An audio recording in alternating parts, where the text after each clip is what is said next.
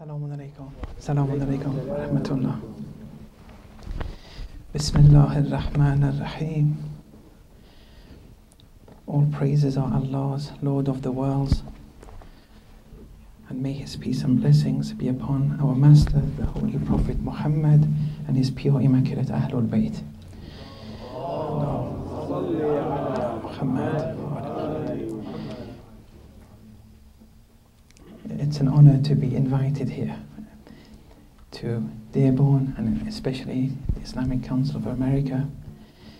I'm very grateful for the invitation, and inshallah I'll share a few ideas with you during the next few nights. Tonight's talk, I want to allude to a letter which was written by Imam Khomeini rahmatullah alayhi in the 80s to the then President of the Soviet Union, Gorbachev. And I've spoken about this letter before, but I'm concentrating on other dimensions this time in this letter. As will be apparent in the letter, Imam Khomeini was, in effect, writing a letter which was an invitation to Islam for the West. How to invite those living in the West to Islam. Now, by the West, even it can include Muslims too, because in broader terms, those who were brought up in the West, how should the approach to Islam be for those people, rather than those in the East? There has to be some differences. Because those who are brought up, for example, in America, the educational system, they learn to question everything, evaluate everything. They don't accept anything. And that's a good rational approach. Thank you very much for that. It's a good rational approach to have. It's of value. Whereas in the East, we don't have this kind of approach too much. Here in this letter, Imam is giving his own idea on how to approach those in the West, and how to invite them to Islam. He gives a protocol here. And for people, brothers and sisters like you, I think this will be of some benefit, because you can't expect one's approach to be equal in relation to the West and the East. Islam is one religion. It has many layers though. It has many dimensions. It has many butun. And we'll cover some of them inshallah during the next few nights. Now Imam, in the letter he says that to Gorbachev that you have to research and investigate Islam, in quotes, not because Islam or Muslims are in need of you, but rather to acknowledge that Islam's lofty and global values can constitute the means of comfort and saviour for all nations, as well as unknotting humanity's essential difficulties. This is a big claim now Imam is making in the letter. Now I want to go through only 2 paragraphs, or maybe 3, in this letter that Imam wrote, and give some commentaries that Imam himself has written in other of his works as we progress. Now, these 2 or 3 paragraphs in the letter appear towards the end of the letter, just in case some of you may be interested to then go back and read the letter itself, which I would advise. Imam says, our innate nature, our fitra, or our jibilli, pulls us towards acquiring perfection in power and knowledge. Everyone is after perfection, be you Muslim or non-Muslim. Everyone wants to acquire more power, more knowledge. This is not an issue of where you belong to. If someone says, I don't want power or knowledge at all, in the absolute sense, well, that's not normal behavior. Why? Because our innate nature is pulling us towards these things.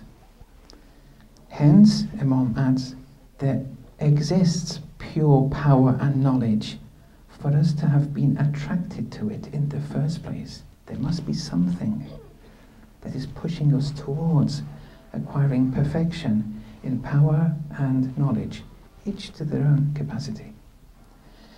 And then Imam says, and that source of all power and knowledge is Almighty Allah, to whom we are all heading towards, even if we are not aware of it. Now this here, Imam is entering very delicate ground here. We're all moving towards that source of absolute perfection. In other words, everyone, Muslim or non-Muslim, is moving towards Allah subhanahu wa ta'ala. Some are aware of this movement and journeying to Allah, others are not aware of it. But everyone is passing along this journey. Imam says in other places, he says even the idol worshipper is journeying towards Allah, but he's not aware of it. He's worshipping the idol. He's not aware that because no one other than Allah can be worshipped. Iyaka na'bud. But he's not aware that he's worshipping Allah. Now, Imam, when he says this, there is an aroma of predestination here. But not predestination in will or action. He's referring to another type here. In one of his works, he speaks of the fact that everyone, Muslim or non-Muslim, they are predestined. Or if you're uncomfortable with the term, we can say pre-programmed with a fitra which makes us go towards and be attracted towards absolute perfection. That is pre-programmed. Whether you're a Muslim or a non-Muslim, this is within you. Journeying towards perfection is something everyone has. Now here Imam has, in his philosophical lectures, that's the name of the book, he writes this. So this is not in the letter, this is in one of his books. He says, everyone is after perfection. Everyone has a love to acquire absolute perfection. Man falls short in differentiating one's beloved and loses one's beloved. See, the fact that everyone is going towards it, that everyone has.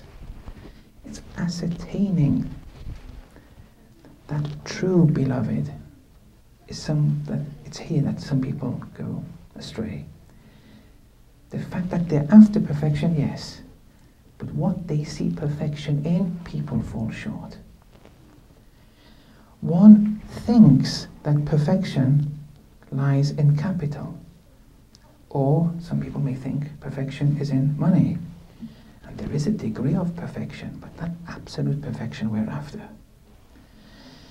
One thinks that perfection lies in capital, or in forming union with such and such a woman, or in being knowledgeable in such and such a knowledge. On acquiring these, one realizes these were not absolute perfection, and were in fact deficient. So in the beginning one may feel that a big car, big house, some money is perfection. After a while he says, no, there must be something more perfect than this.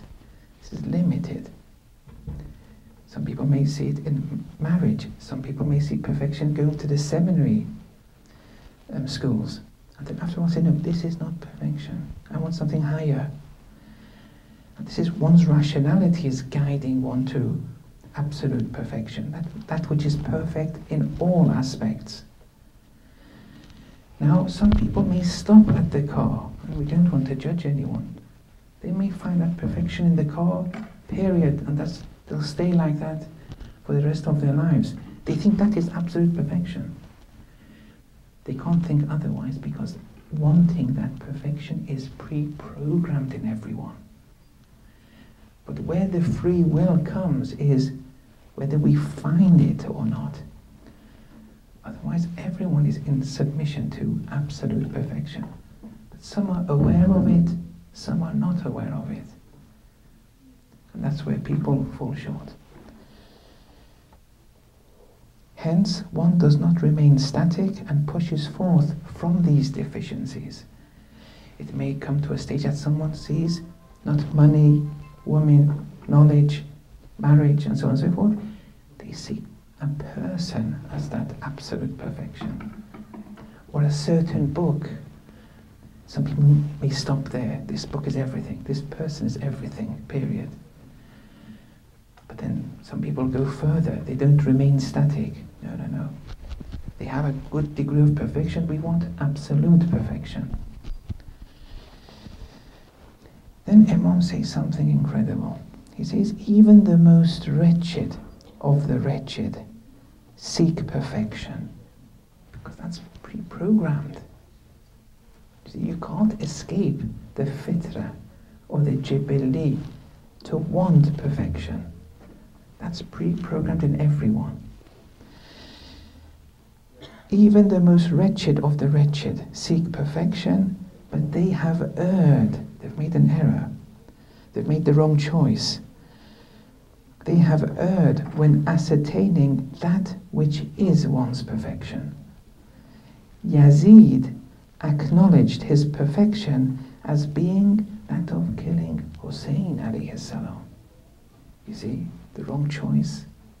But he thought that was perfection. But he made an error in ascertaining what perfection is. Everyone, all people have one beloved. The whole cosmos has one beloved.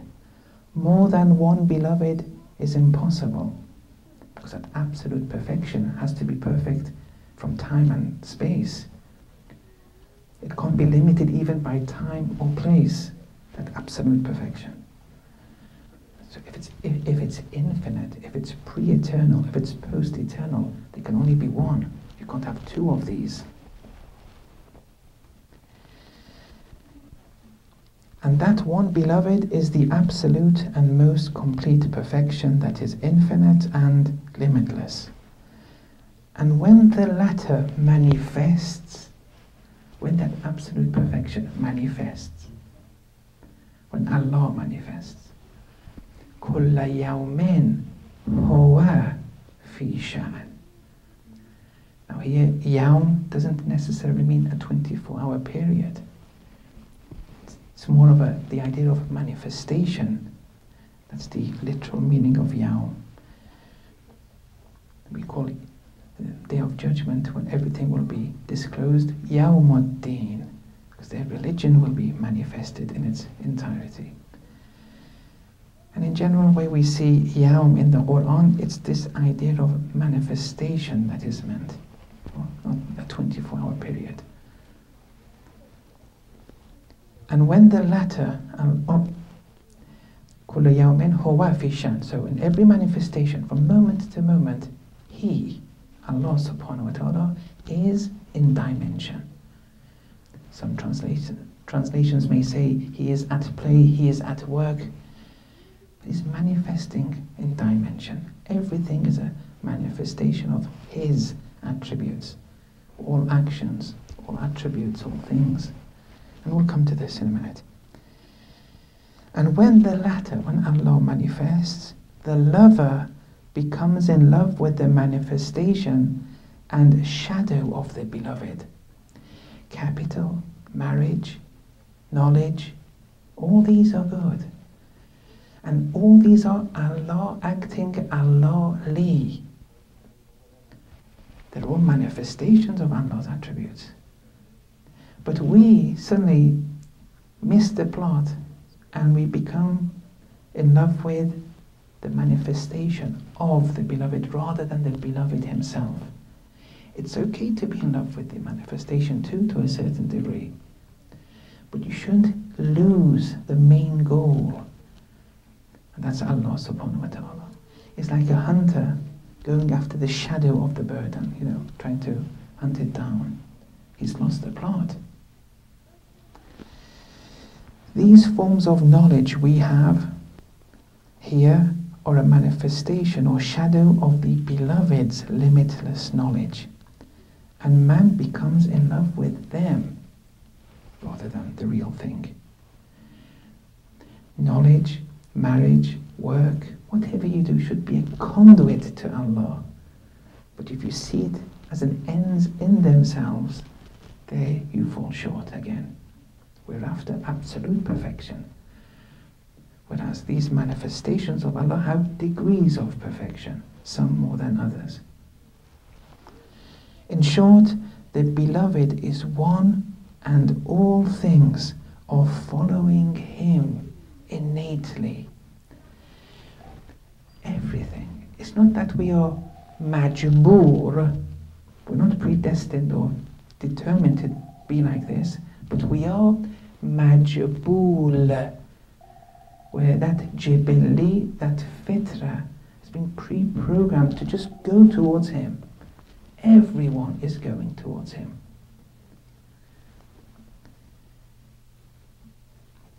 Now, some be you the religious person or the irreligious person. Everyone is traveling towards Him. You can't travel towards another.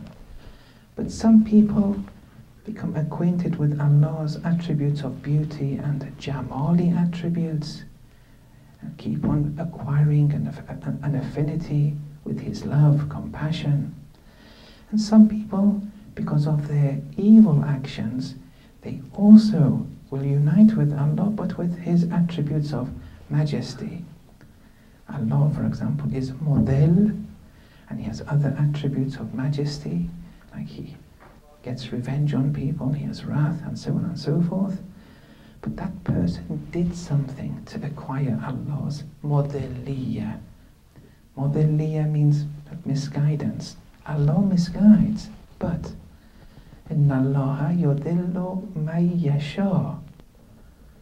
Allah only misguides those who want misguidance. The pronoun in yasha, that huwa, reverts to man, the relative noun, rather than Allah. Yudillu man yasha. He misguides, but you did something. You made the wrong choice in life. The thief is also traveling towards Allah. You can't submit to other than Allah.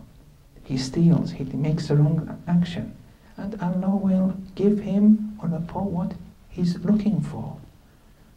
He's not stealing outside Allah's jurisdiction. Allah is giving him that power to steal at the end of the day. He's not independent from Allah. But the thing is, he made the wrong choice. When you make the wrong choice, Allah misguides. Yudhillu man yasha.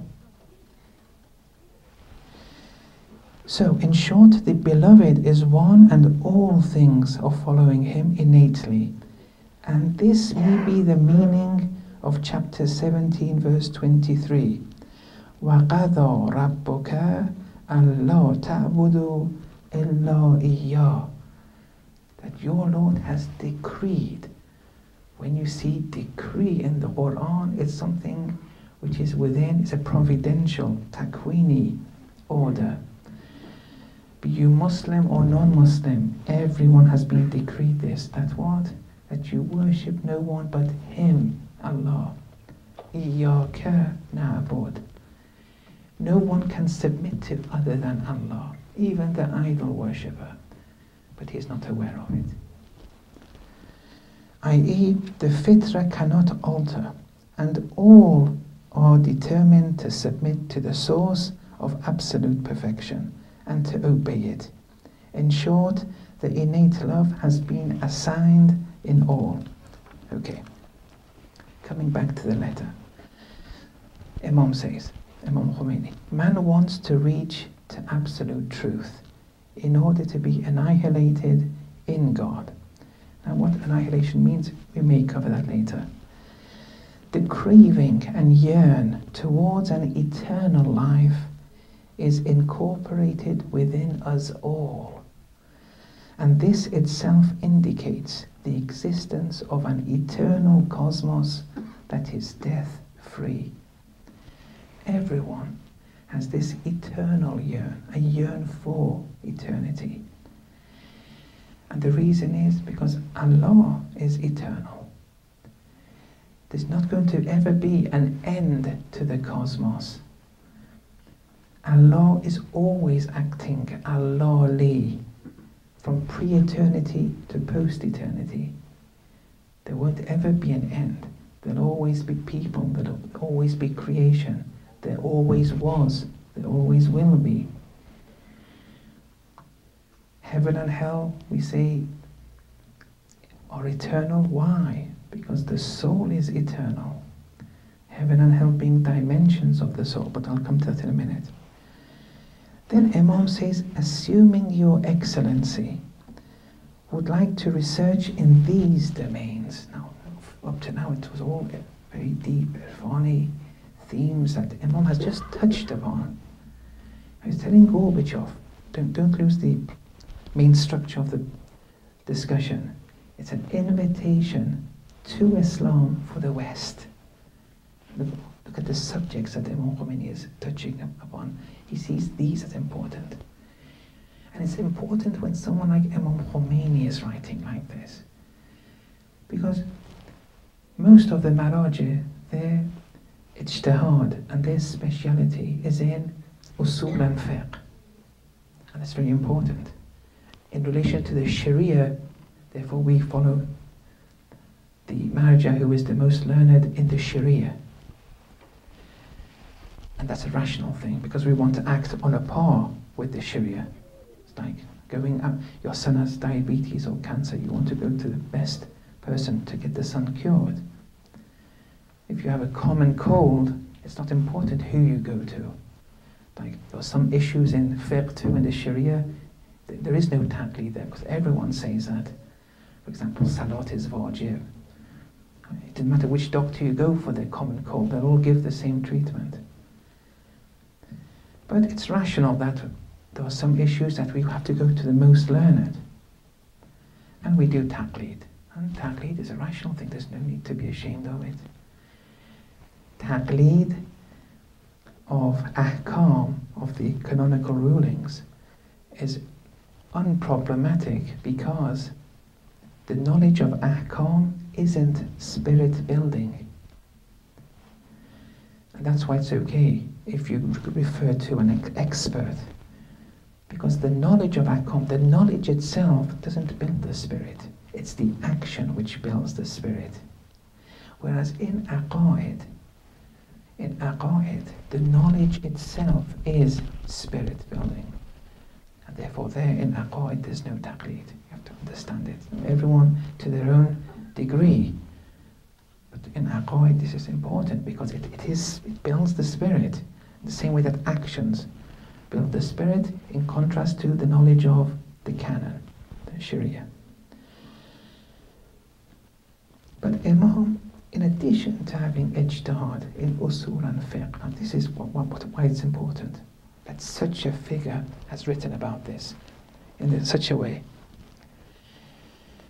This man, Imam Khomeini, had ijtihad in Irfan, akhlaq and philosophy in his 20s, even before he got married. He married at 27. Now that you don't find amongst the Maraj. Just because you are a specialist in fiqh and usul, it doesn't mean by default you're a specialist in Irfan, akhlaq or philosophy, tafsir. Irfan has its own textbooks. It's a science, it has textbooks that has to be read with the proper teachers. Akhlaq has textbooks, they have to be read by the proper teachers, tafsir and so on and so forth. Imam had these at a very young age, in addition to fiqh and usul. And that's what makes this letter more legitimate, that someone like this is writing it. And he's telling me and you in the West, look, when you want to approach the people in the West, Muslims or non-Muslims, people with that framework in that educational system, that they've been brought up in, introducing Islam differs now. It's what I suggest. Then he goes through it. Assuming your excellency, Imam says to Gorbachev. Now look at the adab. Now he said, Gorbachev, was either communist or whatever. But just because someone has a different belief system, Imam here is doing amr bil ma'ruf. The adab is there. The etiquette is there. So when you speak with whoever of whatever religion, creed, orientation, whatever, the etiquette has to be there. Assuming your excellency would like to research in these domains, then he starts the protocol. Now, I'm not going to go through everything, I'm just going to go through that one or two paragraphs which relate to what I want to speak about. But he first tells Gorbachev to tell the scholars there in the West, well, in Russia at that time, to read the works of Farabi and Avicenna, in addition to their own books of Western philosophy, to read the works of Farabi and Avicenna, two important philosophers during these centuries of Islam, have contributed a lot to Islamic philosophy. And Imam tells him why they should read Farabi and Avicenna. I don't want to go there because that's a debate of its own. I have a certain agenda I want to go through in this talk. Then he says, instruct the scholars of such sciences to refer to the writings of Suhrawardi, also around 900 years ago, who is someone who is known in addition to philosophy but also in Irfan. He has many important books. Imam is saying, tell them to read Suhrawardi's books too. And then he explains why Suhrawardi should be read. You see, he has an agenda behind these books. And he wants the messages, the main messages of these writers to be conveyed to those in the West. Now here, I'll start here. Then he says, furthermore, after mentioning Suhrawardi, he says, request your greater scholars and professors. He's gone one step higher now. Before he would say just instruct your scholars. Imam would choose his words. He was very precise. Request your greater professors to refer to the transcendental philosophy of Mullah Sadra. May Almighty Allah's pleasure be upon him, and may Allah resurrect him with the prophets and the Salihin. This is in the letter here. He's saying, tell them to read Mullah Sadra too. Why? Now, he gives his reason. So that it becomes known to them that, verily, the truth and reality of knowledge is an immaterial existent. The truth of knowledge. And all forms of thought are matter-free, and so are not governed by laws of matter. Thoughts that are essential to what humans are matter-free, are immaterial. Why is it important for us to establish this fact?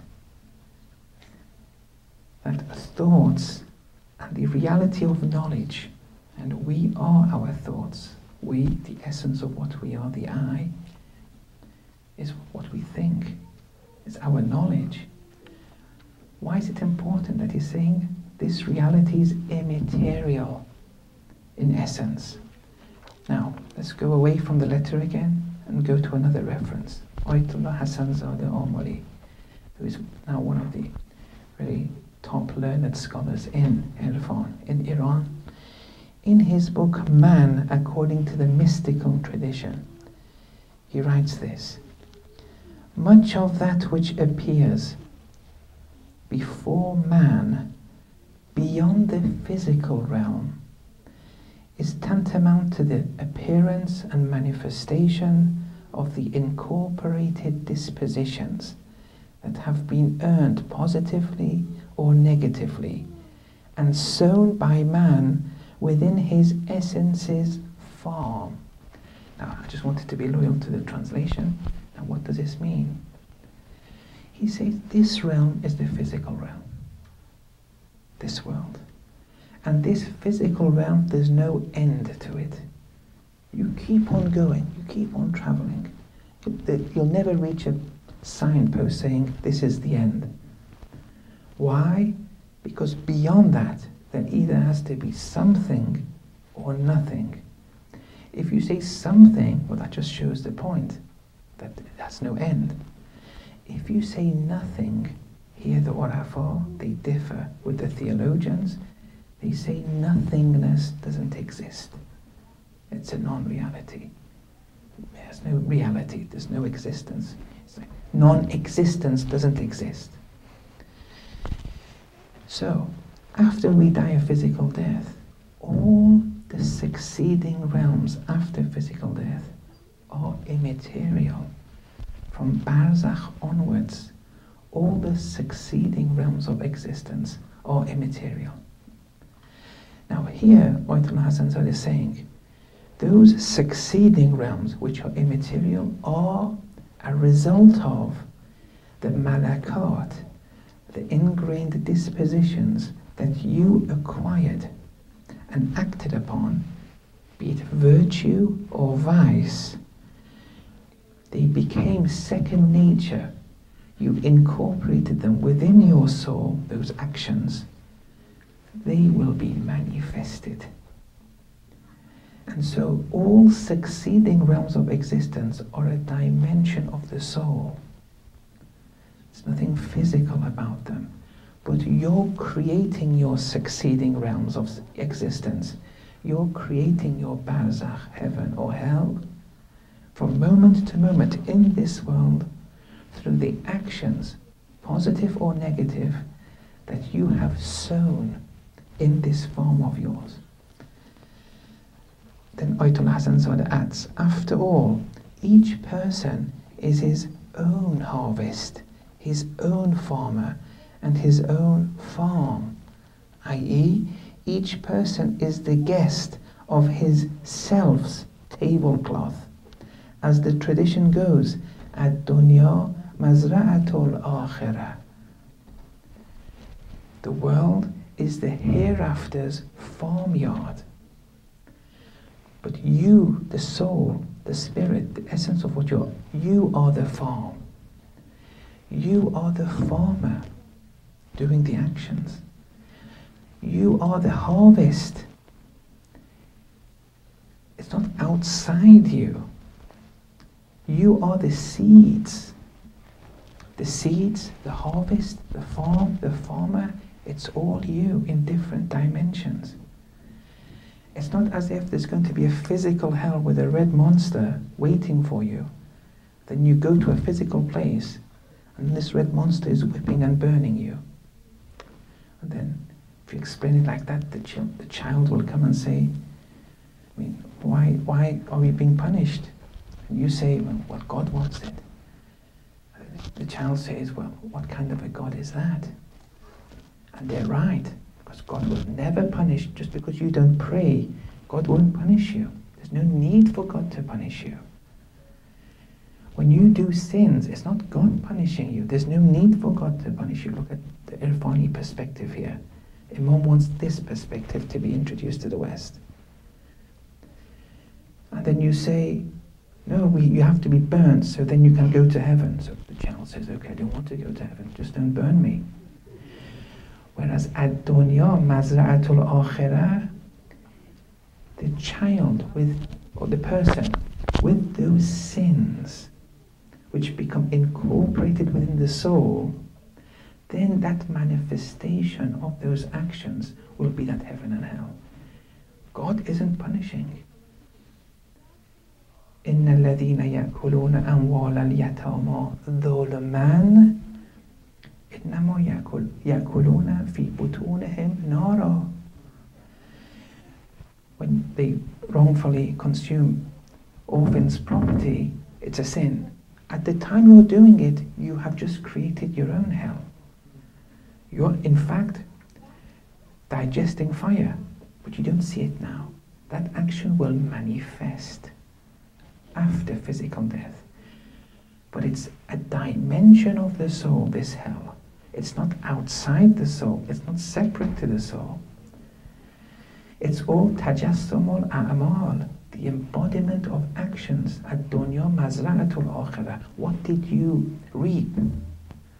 What did you sow? Then Ayatollah Hassan says, so acknowledge that the soul's incorporated dispositions, those malakat, good or bad, are the fuel to one's barzakhi images.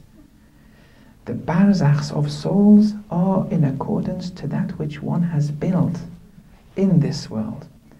As Sheikh Sa'di, an Iranian poet, has said, how pleasant, said the aged farmer to the sun, that, O light of my eyes, you will not reap save that which you have sown. And another poet has said, trees and vegetation grow from the garden, and they'll say that, O master, you reap whatever you sow. In the Holy Quran, chapter 3:31, يَوْمَ تَجِدُ كُلُّ نَفْسٍ مَا عَمِلَتْ مِنْ خَيْرٍ مُهْضَرًا. The day when, not the 24-hour day, it's a period of manifestation, when every soul, thank you very much. Yes, I have water. It's okay. Every soul will know, or will see, will perceive whatever good action it has done will be present before it. Whatever good action the soul has done, one day it will perceive that presence of that action. وَمَا عَمِلَتْ مِنْ سُوءٍ, and also whatever evil it has done, you'll have to perceive that presence of that evil. However, tawaddu, it'll wish, that's the soul, in relation to the evil. Tawaddu, it'll wish, lo, if, or if only, anna baynaha wa baynahu amadan ba'ida. It'll wish that oh, if only there was a far distance between it, the soul, and the evil. Now here, in Arabic, the lo, the particle lo, there are two types. It's very important because in Arabic, prepositions and particles, they don't have one meaning. For example, prepositions such as fi, min, there are 20, 30 different meanings. In the Quran, it's easy to translate nouns and verbs. But the Irfan of the Quran is hidden in the prepositions and particles. There the meaning acquires meaning, at least. Lo, there's a conditional lo in Arabic, a conditional if, and we have it in English grammar too, that if he comes, that's the conditional clause, then the answer, I will give him a glass of water. So there are always two clauses that follow one after the other. That's the conditional law. But there's another kind of law in Arabic, and it's here in this verse of the Holy Quran. It's called the impossible law. It's an if only, but it's impossible for it to be realized. Now here, it says tawaddu, they will wish, the soul will wish. Lo anna, if only, baynaha wa baynahu amadan ba'ida.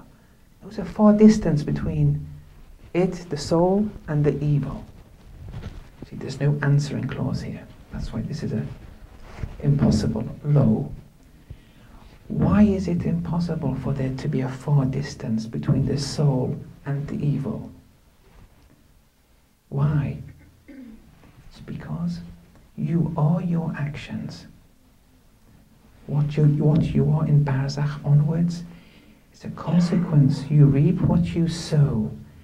Heaven and hell are a dimension of the soul, or those malakat, those ingrained dispositions that became incorporated within you.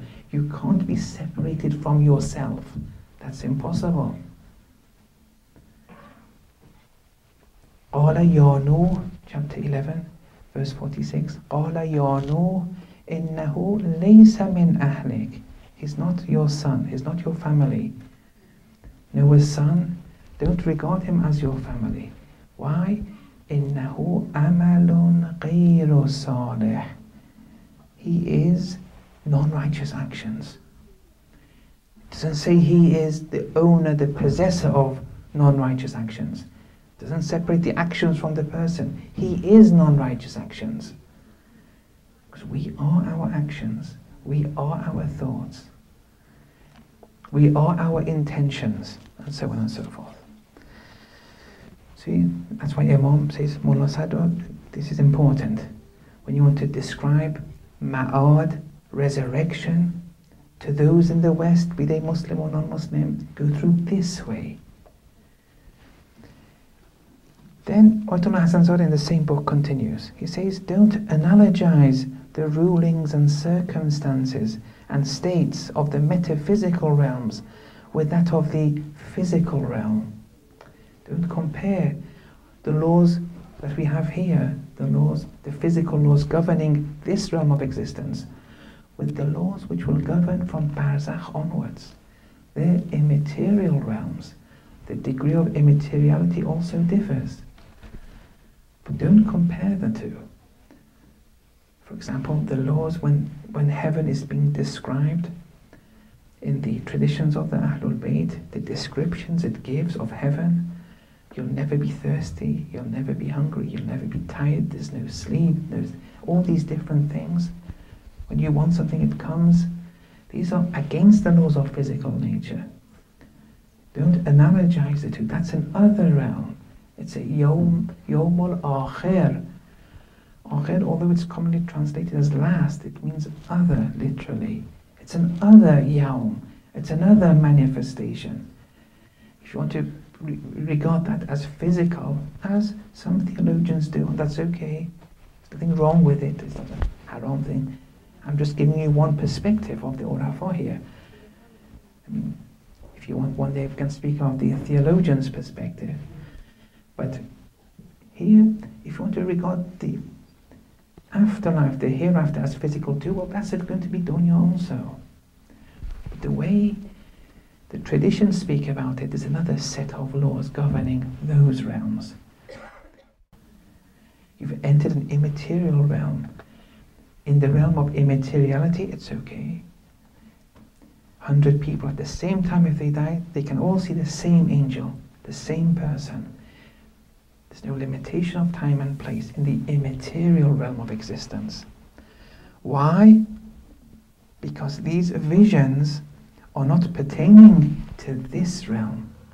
In this realm, you can't be in 40 different places at the same time.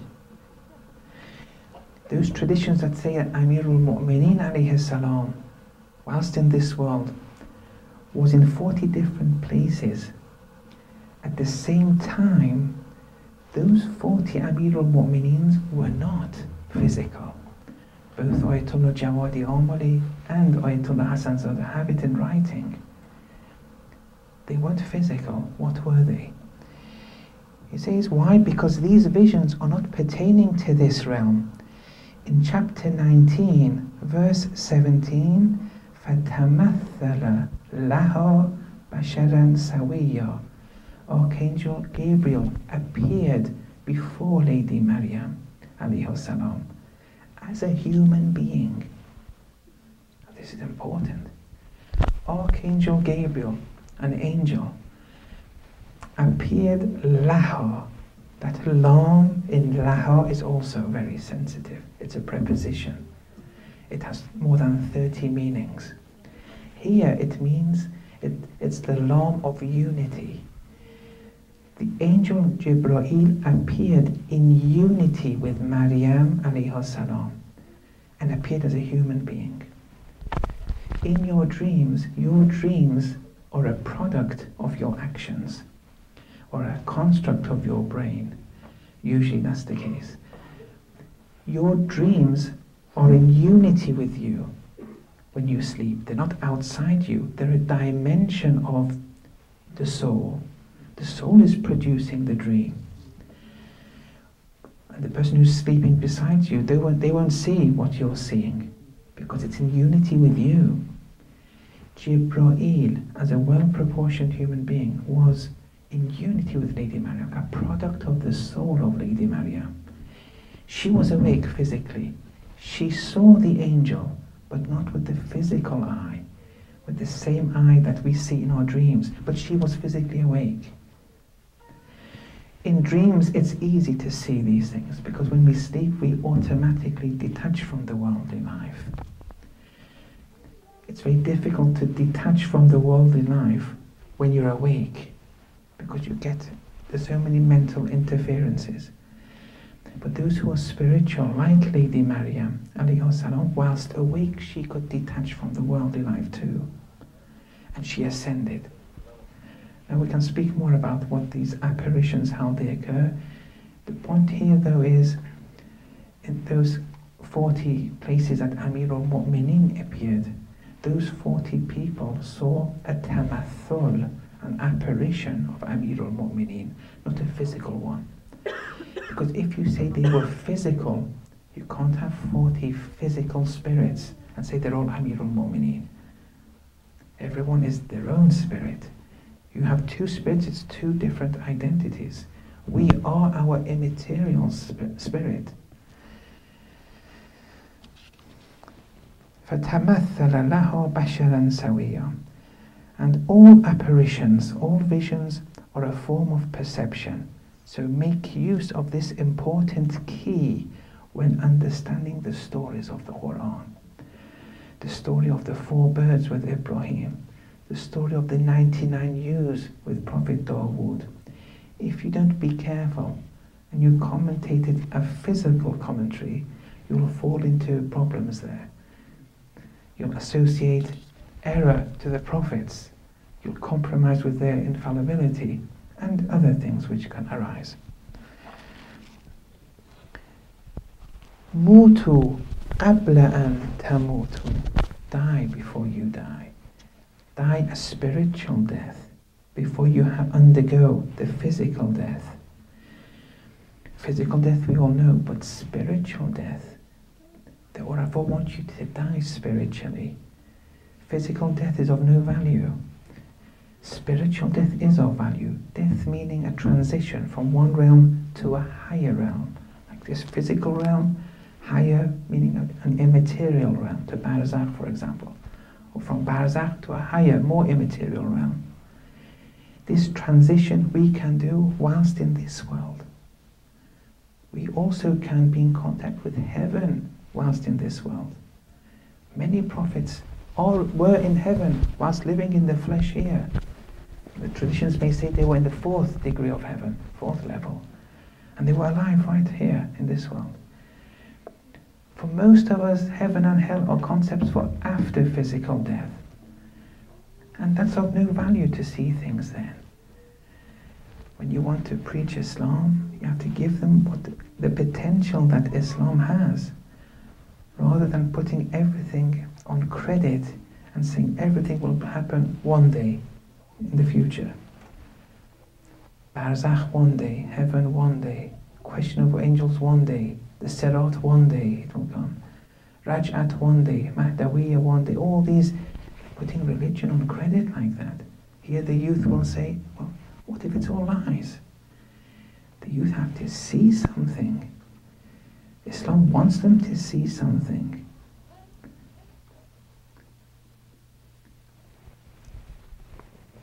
There's a verse, وَمَنْ كَانَ فِي هَذِهِ أَعْمَى.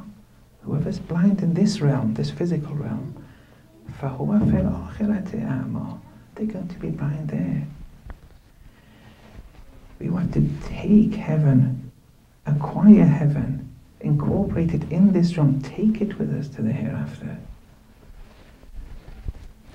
Mutu qabla an tamutu. Or an-nasu niyam, people are asleep. Idha matu intabahu. When they die, they wake up. It's too late then. One of the esoteric meanings of doing the wudu after sleep, why sleep is a nullifying factor in one's wudu, is they want you to recall that. Be careful of the greater sleep. The sleep that people are asleep in this world, living in this world. Because wudu has meanings to it. Each component of the wudu has a specific meaning. It's all spiritual. Not just merely just washing. If you do wudu all your life thinking it's just a matter of putting water on certain parts of the body and that's it, you've lost the plot there. Then the child may say, well, I can have a shower. Why in that particular order? Same with the ghusl. Each component has a meaning. There are du'as assigned. Now, if you can't memorize the Arabic, it's okay. But at least know the meanings of each component. It's a spiritual endeavor. Sleep nullifies it, the wudu. It wants you to prepare for the greater sleep. An-nasu niyamun.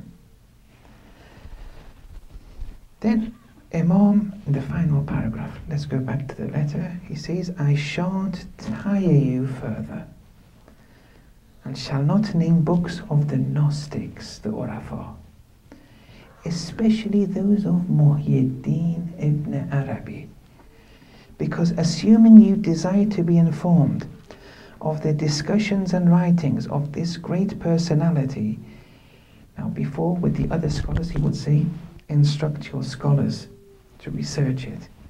But here he says, you must send a number of your genius specialist experts who have a strong basis in such matters to Qom, so that after several years with reliance upon Allah, with tawakkul upon Allah, they can become aware of the depth and thinner than hair delicateness of the stations of ma'rifah, gnosis. For without making such a journey, awareness of such knowledge is not feasible. Here Imam finally mentions Ibn Arabi. Now at that time, the time of the letter, in Qom even, the common, many people thought Ibn Arabi was kafir, and some people may even think that today. At best, they thought he was a Sunni Muslim. In any case, he was a Sufi, an Arif. Now, it doesn't matter if he was a Sunni Arif or a Shia Arif.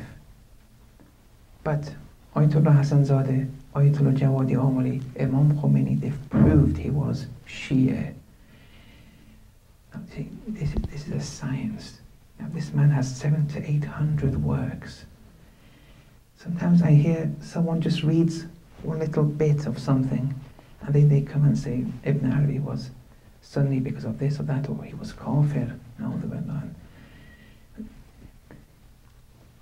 This is a science, it's been in history, it's been documented. He has works, the names of the 12 Imams are there in the original works. People have written from the original Ibn Arabi's works. Then they went to Al-Adhar in Egypt. They saw the same book. They saw those bits were all deleted. Then they saw there were additions which weren't in the original. I'm not saying Ibn Arabi is ma'soom. I'm not saying that. His books are taught in the Hawza, or Ayatollah Hassan Zadeh used to teach them. I wasn't a student of his, but when he would teach them, he would sometimes find faults. That's right. There's no problem there. But you can't just because of one or two faults say the whole thing is wrong and then make these wrong, false attributes against him. Yes, you have to be careful here. And some people thought he was kafir because of his ideology in Tawheed. Imam has said this in one of his works. These people haven't had the correct ustads. They haven't studied Irfan with the proper ustads, and they take it upon themselves. They think they can read and understand. It's like in medicine, a common layperson just reading the text, the medical text. They won't understand the same. And sometimes they'll say, oh, it's speaking of cutting the abdomen, or all medics are now murderers, for example. It's a science. A science has principles. Those principles have to be extrapolated from the right resources and everything. So never judge, quickly, especially from people who don't have expertise in this area. But Imam said Ibn Arabi, he sees this important. Tasawwuf, Sufism, Irfan, I'm using Sufism and Irfan synonymously. Most scholars believe that only Imam has a very small difference. Yes, Sufis has acquired a lot of negative connotations during the centuries and years. But that doesn't mean, as a science, it has to be totally discarded. The tariqah in Islam is important. It's a dimension of Islam. Sharia is also important, although the Sharia is the most essential step in Islam. It's step number one, without which tariqahs will be deficient if the Sharia is never mastered.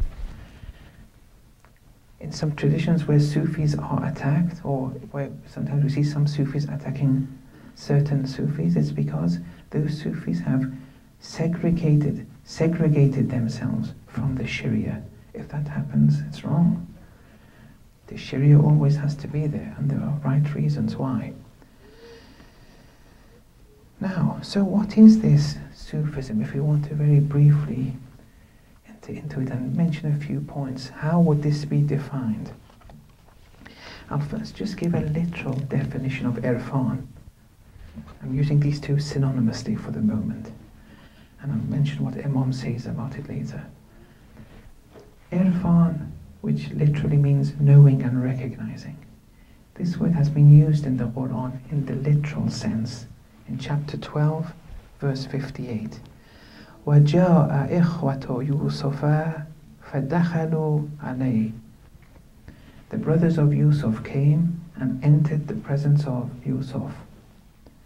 فَعَرَفَهُمْ. Yusuf alayhi salam knew them when they came. وَهُمْ لَهُ munkirun, but they, in relation to Yusuf, they denied him. But فَعَرَفَهُمْ. We have Yusuf alayhi salam on one side, the brothers on one side. Yusuf is physically seeing the brothers with the physical eye. The physical brothers are physically seeing Yusuf with the physical eye. They are seeing one another.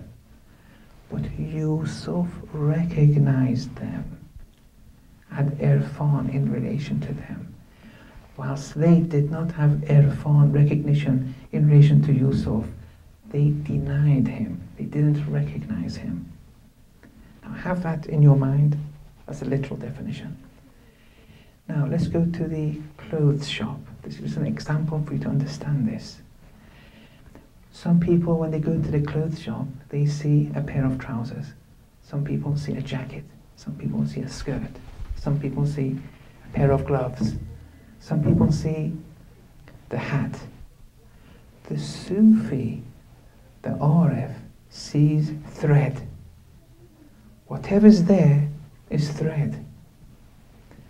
The hat has no independent existence from the thread. You see, this La ilaha illallah, there's nothing outside Allah's jurisdiction. In that clothes shop, there's only thread there. But the hat, the gloves and everything are manifestations of that thread. When you see the hat, and you say this hat is beautiful, the beauty, is it attributed to the hat or the thread? Without the thread, the hat is nothing. When you say the hat warms the head, that warming, is it attributed to the hat or the thread? See, actions, attributes, things. It's all Allah subhanahu wa ta'ala. فَأَيْنَمَا تُوَلُّوا فَثَمَّ وَجْهُ اللَّهِ. Whichever way you turn, there's the face of Allah. The Sufi sees the thread. Me and you see the hat. We see the trousers. We see the gloves. We don't see the inner reality. Wherever you turn is the face of Allah. Now, some scholars say that wajh is referring to the essence. Some say attributes. Whatever is a manifestation of Allah subhanahu wa ta'ala. Wherever you turn, but we see the hat, we see the clock, we see different things, the carpet. But the Sufi sees Allah. Nothing is separate from Allah subhanahu wa ta'ala. In Sufism, in Tasawwuf or Irfan, the theoretical dimension is acknowledging that Allah is huwa al-awwalu wal-akhiru wal-dahiru wal-batin. The thread, the hat, its inner and outer is thread. Its first and last is thread. Huwa al-awwalu wal-akhir. Allah is the first and last.